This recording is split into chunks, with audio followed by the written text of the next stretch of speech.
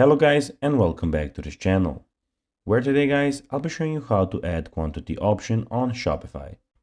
Now guys, of course the first thing that you need to do is go to shopify.com and then you need to go and log into your profile.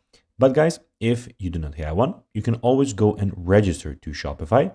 But guys, if you do not know how to do that, you can always go to our YouTube channel where we have plenty of how to Shopify videos where you can also see how you can do this.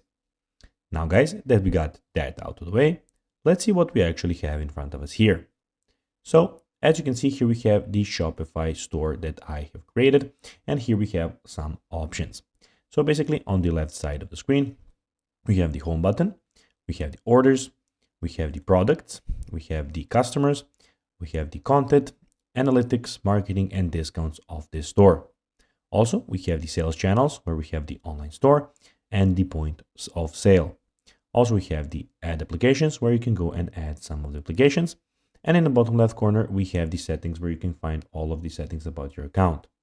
Also, in the top right corner, as you can see, you have my store or your store, where you have the help center, you have the chain log, community forums, hire a Shopify partner, keyboard shortcuts, we have the actual name, and we have your manage account, and you have the, of course, log out option. Now guys, let's see how you can actually go and add quantity option on Shopify. Well, go to the products on the left side of your page, then click on catalogs. After clicking on catalogs, guys, you need to go and click the catalog that you want to edit.